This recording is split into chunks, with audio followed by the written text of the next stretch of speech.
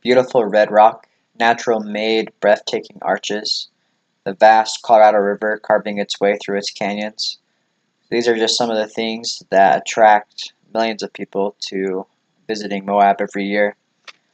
Today I'll be talking about Delicate Arch, as well as some of the off-roading trails that are available to do while you're in Moab, and other various outdoor activities that are available to you if you are to go down to visit Moab. So Utah is known for its spectacular views. One of the most recognizable views that we have here in Utah is Delicate Arch. The arch has become a well-known symbol for Utah. It's on our license plates that we have on our vehicles. And while doing some research, I came across a quote from like a national park website, and it said, "In a park with over 2,000 stone arches, this particular freestanding arch has become a widely known, recognized symbol of the state of Utah and one of the most famous geological features in the world. The trail to see Delicate Arch up close and personal is 3 miles round trip and climbs 480 feet. Along this steadily uphill climb, you'll also pass the Wolf Ranch cabin and a wall of Ute Indian petroglyphs." Something I thought was interesting from that quote was the Ute Indian petroglyphs that can be found on some of the walls while you're doing the hike. I've done the hike multiple times, and I've actually never have noticed the petroglyphs, so next time I do this hike, I'll have to keep my eyes open for those petroglyphs that can be found.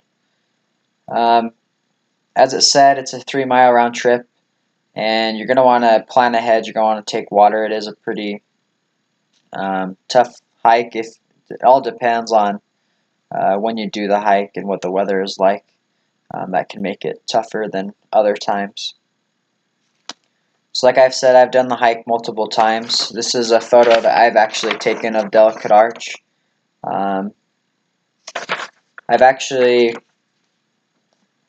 proposed to my wife underneath Delicate Arch, because once you get up to the arch, you can walk underneath it, you can walk all around it, take as many photos as you want. So that's one thing that I had planned out, was to propose to my wife, which I was able to do with Delicate Arch, so it has a significant meaning to me. So if hiking isn't one of your favorite things to do, you can always try something new, and one of those things that you can try while you're in Moab is jeeping or any other type of off-road vehicle that you may have, such as a four-wheeler or a RZR, whatever it may be.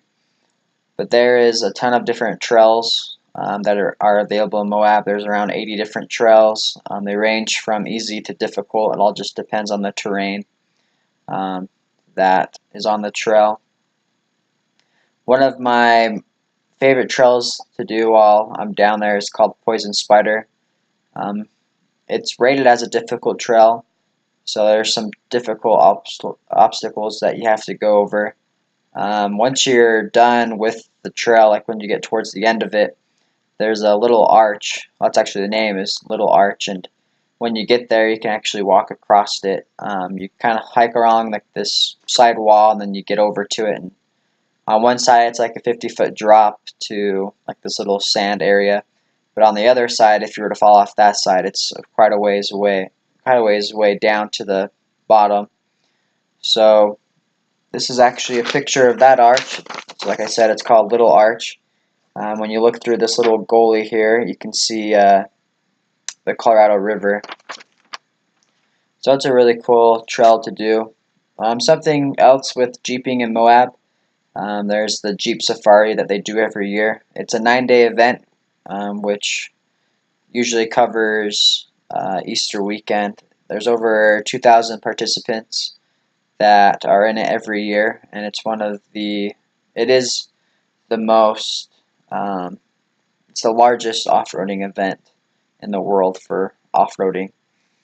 It all began in 1967, when the Moab Chamber of Commerce, they got together. They wanted to find an event that could bring more visitors to Moab, so they came up with the Jeep Safari. It started off as a 1-day event. and they only had one trail at the time that was called Behind the Rocks. In 1982, it was taken over by Red Rock Four Wheelers, and they have been in control of it ever since. And now they've made it where it's a 9-day event. There's a ton of vehicles and a ton of participants that show up every year, and there's over 100 different trails that are available within the Moab city limits and other various areas surrounding Moab. So Moab isn't just known for its hikes or its off-roading trails. There's other outdoor activities that you can participate in. One activity, if you would like to participate, would be skydiving Moab. If you're interested in skydiving, you can see the diverse landscape from a completely different angle. Me, myself, I would never do skydiving, but if you're into that kind of thing, that's one option that you have to do while you're in Moab. There's also rock climbing. If rock climbing is your hobby or the thing you like to do, Moab has plenty of different obstacles that are available, and you can test your skills and limits. There's also biking. There's a lot of biking trails that are there. A lot of the Jeep trails are accessible to bikes, but there's also designated trails just for biking if you want to stay out of the way for the off-road vehicles. I know, like, I have plenty of friends and plenty of cousins that will do biking while we're down in Moab, so that's another various activity that there is to do if you ever were to visit Moab. And there's also river rafting. If you want to beat the heat, you can always go rafting down the vast and mighty Colorado River. I've done it before. It's actually pretty fun and helps you stay cool in the heat if you're down there during the summertime. So in conclusion, I just want to recap some of my main points that I've talked about today, and such as hiking Delicate Arch. It's one of the most well-known symbols of Utah. It's a beautiful hike. It's really breathtaking when you get there. There's also jeeping while you're in Moab. There's plenty of trails to choose from. For the most experienced off-roaders to just people that are beginning, there's plenty of different options for you to choose from.